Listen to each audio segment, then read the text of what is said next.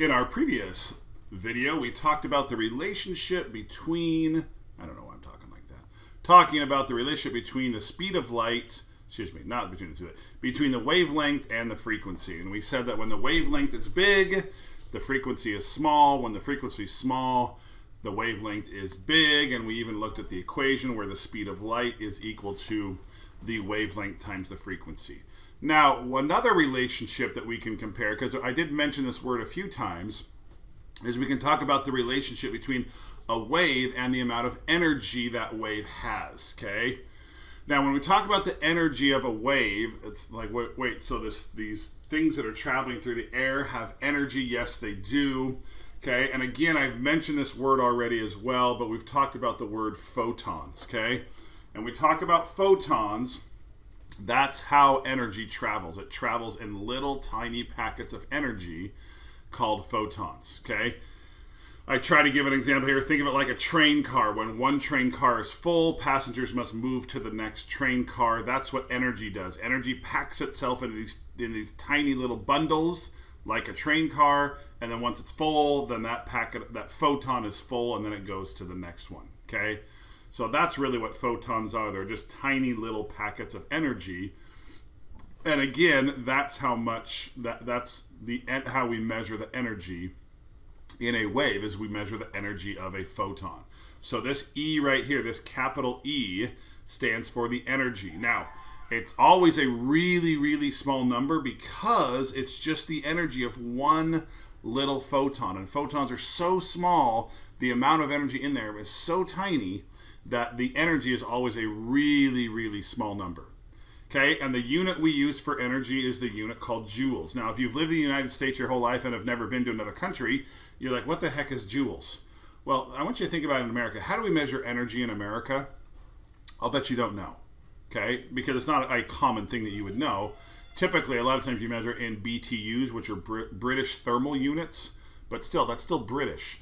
Most of the world measures energy in joules. So in science, we use joules. So the energy of a photon measured in joules is equal to, so the energy is equal to, now this H, be careful with that because that is not wavelength, okay? Wavelength is lambda, the backwards looking H, okay? That's wavelength, Okay, that's just a normal old H, and it is a constant, kind of like the speed of light.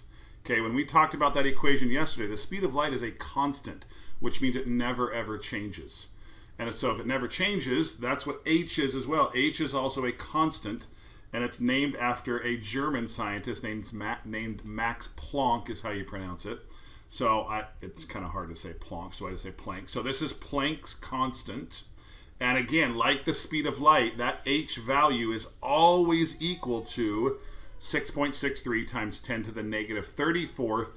And again, that J is joules and that S is seconds. And then the V, which again isn't a V, it's a mu, but we just call it V because it looks like a V, is that same V from before when we talked about frequency and wavelength. Okay, this same equation here that has V in it, that's the same V. That's the relationship between those two equations, is that frequency. So V is still frequency, just like it is in the other equation. Okay, so this is, again, similar to the speed of light equation. This is a pretty straightforward equation. So let's just look at some examples here. Example 1 says calculate the energy of a photon that has a frequency of 2.96 times 10 to the 23rd seconds to the minus 1. So they want the energy, so we set energy by itself. Planck's constant is always that number, so we put that number in. I give you the frequency here, we put that number in. You multiply the two together. So again, get out your calculator.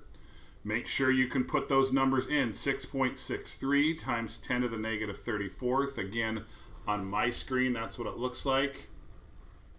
Times 2.96 times 10 to the 23rd. I just want to check and make sure my math is right. And again, since this has three numbers, I'm going to put three numbers in my answer. So 1.96 times 10 to the negative 10th joules. That's a pretty small number, okay? because again, that's the energy of just one little photon. Okay, example 2 says calculate the frequency. So again, we start with this equation, but now to find frequency, we have to divide by h. We want to get frequency by itself, so we're going to divide both sides by h, and so we end up with this, that the energy divided by Planck's constant is equal to the frequency. So I put the energy, here's my energy right here, I put that on the top. I put Planck's constant, again, notice it's the exact same number as before on the bottom. I divide those two numbers. Again, this is a real easy one to make a mistake on. So when you put that in your calculator, again, I would put that in as 8.42.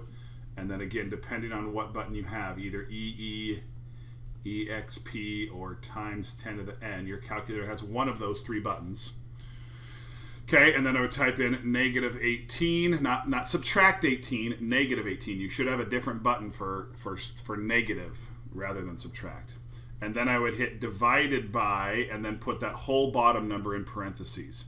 6.63, again, E, negative 34, close parentheses, then hit equals. If you aren't getting the same answer as me, then you're putting something in your calculator wrong. And that's when you talk to me and say, hey, I'm doing the same problem as you, but I'm not getting the same answer, and we can go over it together and I can help you figure out.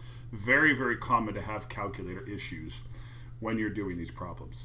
Okay, example 3. This one's not done for us. Let's do it together. A microwave oven produces waves with a frequency of 2.45 times 10 to the 9th seconds to the minus 1.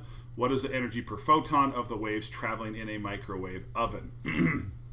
Okay, so that's our frequency. They want to know the energy per photon, so we know that energy is just Planck's constant times the frequency. So we're going to take Planck's constant, 6.63 times 10 to the negative 34th joule seconds. We're going to multiply that by the frequency, 2.45 times 10 to the 9th seconds to the minus 1. And now I go to my calculator, 6.63 times 10 to the negative 34th multiplied by 2.45 times 10 to the 9th. And that is equal to, again, check your answer with mine, 1.62 times 10 to the negative 24th joules. Really, really small number. Okay, example 4 says a light source produces waves with an energy of 3.35 times 10 to the negative 16th joules per photon.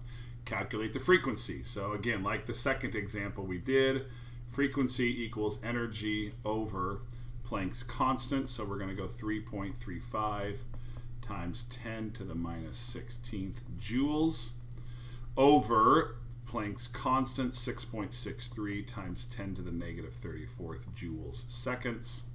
And again, here we can see the seconds canceling. Here we can see the joules canceling for those of you math people who like to see that. 3.35 times 10 to the negative 16th divided by parentheses 6.63 times 10 to the negative 34th equals 5.05 times 10 to the 17th seconds to the minus 1. Okay, and now that we have the frequency, remember with frequency, just like up here, you can find the energy. If you know the energy, you can find the frequency, and then once you know the frequency, of course you can use the equation from yesterday to calculate the wavelength of those waves. So now let's go back to yesterday's equation. Speed of light equals wavelength times frequency. And we can use this frequency we just found in part A to calculate the wavelength. Again, here's wavelength. So to find wavelength, wavelength is going to equal, we have to divide by frequency, the speed of light over the frequency. So the speed of light, don't use Planck's constant here, this is the speed of light now. 3 times 10 to the 8th over this number right here, 5.05 times 10 to the 17th seconds to the minus 1. Okay, so 3 exponent to the 8th divided by 5.05 times 10 to the 17th equals 5.94 times 10 to the negative 10th meters. Okay? And so you can use this equation to go between the energy, the frequency, and the wavelength, all three of them together.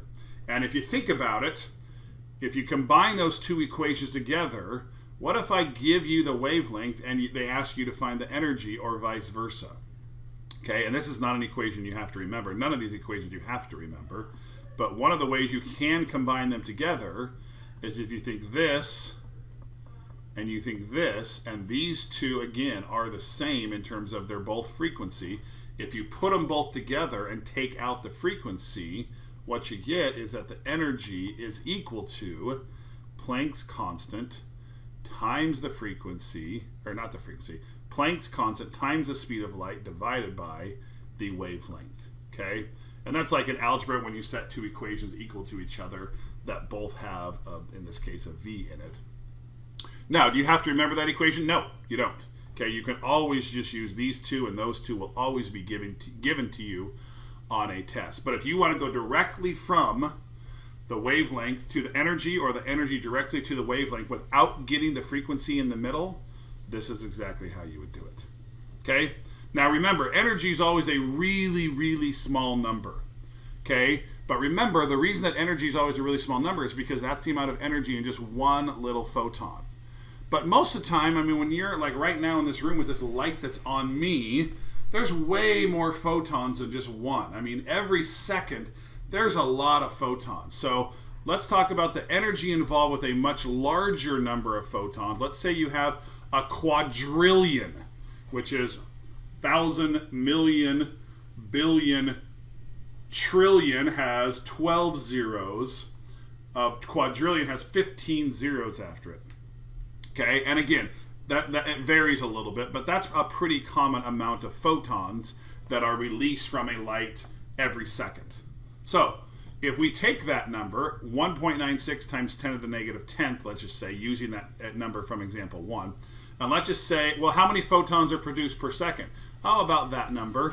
How much energy is that? Well, it's 196,000 joules for every second that light is coming at you. Okay, whoa, that's a much, much bigger number, okay? And so, yes, the E in the energy equation is always a very small number, but when you think about it in terms of, that's just one little photon, when really the amount of photons hitting you as the light is bouncing off of your face and reflecting off of you is much, much larger than just one little photon. Okay, and that's it for energy, wavelength, and frequency.